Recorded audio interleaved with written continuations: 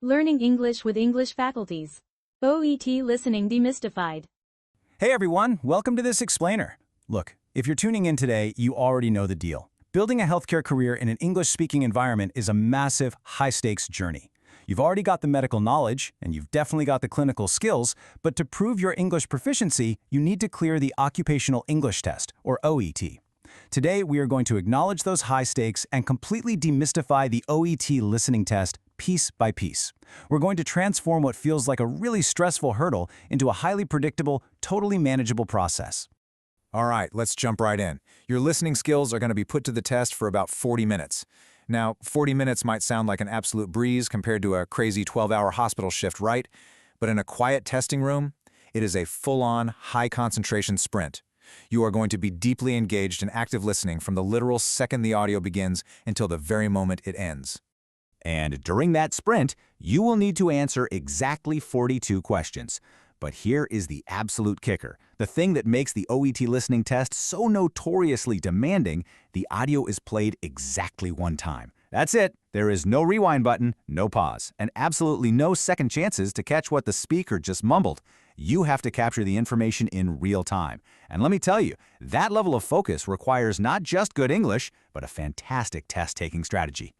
So, to make this whole thing manageable, here is our agenda for today. First, we'll look at the OET Listening Blueprint. Then, we'll break down Part A, Patient Consultations, move into Part B, Workplace Interactions, tackle Part C, Professional Presentations, and finally, wrap it all up with scoring and prep tips. Let's start with Section 1, the OET Listening Blueprint, Deconstructing the Test. Think of this test like a well-oiled machine, and its three parts demand entirely different listening muscles. Part A is all about nailing specific note-taking during patient consultations, and that gives you 24 questions. Then, Part B shifts gears to short, three-option multiple-choice questions focusing on quick workplace interactions.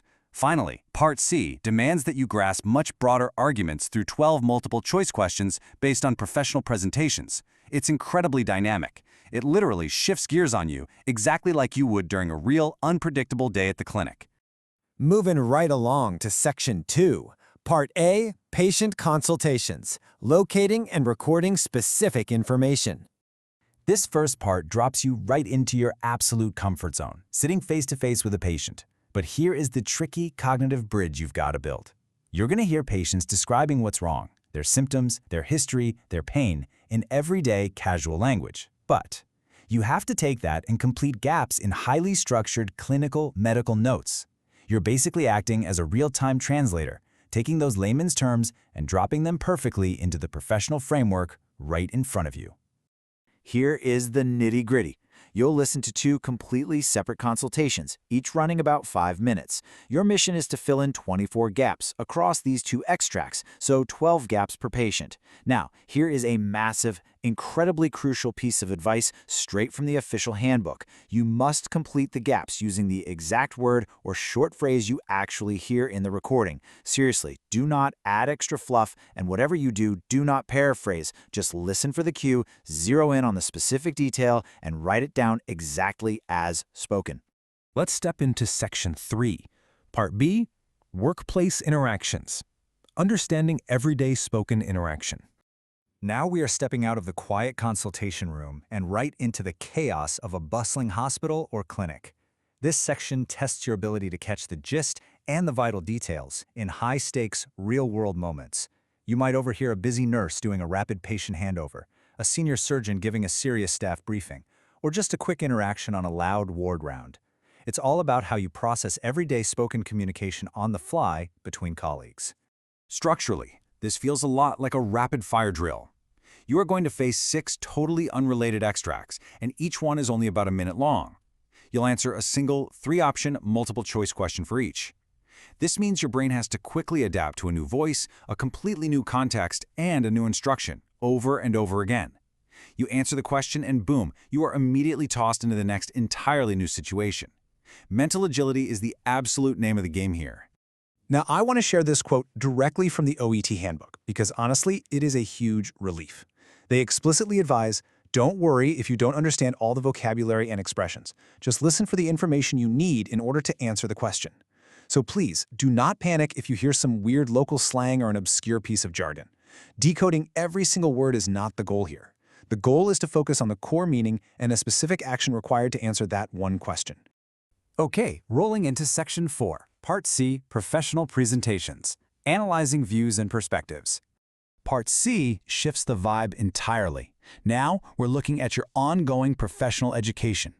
These audio extracts simulate CPD, or Continuing Professional Development events. You'll be listening to expert presentations, maybe a conference talk, or an in-depth broadcast interview. The key here is that they are aimed at a broad range of practicing health professionals.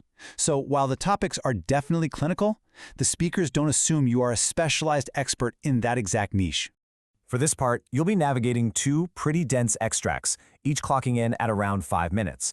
You've got 6 multiple-choice questions per extract to tackle. Unlike Part A, where you're just hunting down specific words, here you are tracking the main speaker's detailed arguments, figuring out their exact attitude, and following the reported views of other researchers they might bring up. It's deep listening. But thankfully, there's a great silver lining here. The questions follow the exact chronological order of the information presented in the audio. Listen up, because I absolutely cannot stress this next point enough. The handbook warns, let the speaker finish the idea, point, or example and draw conclusions, as information could contradict the actual key. The distractors, those incredibly sneaky wrong answers, are designed to sound very close to the exact words you hear. It's a massive trap. You have to patiently wait for the speaker to completely finish their thought. They might start an idea and then draw a conclusion that totally flips what you thought they were saying. Listen for the underlying meaning, not just a matching vocabulary word. And finally, Section 5, Scoring and Prep Tips, the operating manual for test day. Look, knowing how the game is scored is half the battle, right? And the scoring system here is wonderfully straightforward. For every single correct answer across parts A, B, and C, you get exactly 1 mark. That's it. There are no heavily weighted questions where one section can ruin your whole score. 1 correct answer equals 1 mark. Super simple. And here is the absolute best news you'll hear all day. There is 0 negative marking. Literally 0. If you get a question wrong, you do not lose any points. So, what does that mean for your test day strategy? It means you should never, ever leave a question blank. Always take a guess. Even if you're totally stuck, just pick an option. You have absolutely nothing to lose and a whole point to gain. Let's map out your actual test timeline. At the very beginning, minute 0, you get crucial preparation time to read the context and the questions. Then, from minute 1 to 40, the audio plays non-stop, once only. Then, from minute 40 to 42, you are handed exactly 2 minutes to check your answers. You have to use those final 2 minutes like a hawk. Make absolutely sure your handwriting in Part A is actually readable, and completely guarantee that no multiple-choice bubble is left blank in Parts B and C. So, how do you maximize that golden preparation time before the audio even kicks in? You execute this 3-step action plan. First, read the printed context sentence. It tells you exactly who is speaking and where they are. Second, physically underline or highlight the key words in the question stem so your brain knows exactly what to hunt for. And third, anticipate the vocabulary. Ask yourself, what medical concepts or phrases are probably going to pop up in this scenario? Prime your brain before the speaker even takes a breath. By mastering this blueprint and treating every single part as a unique communication problem to solve, you are totally empowered to crush the OET listening test. Remember, you aren't just taking an exam, you're proving you have the exact listening skills you'll use every single day to provide top-notch care and literally save lives. So having completely deconstructed the machine today, let me leave you with this thought. Instead of stressing out about the audio playing just once, how are you going to use your new anticipation strategies to ensure that once is the only time you'll ever need? Thanks so much for hanging out with me for this explainer, and good luck out there.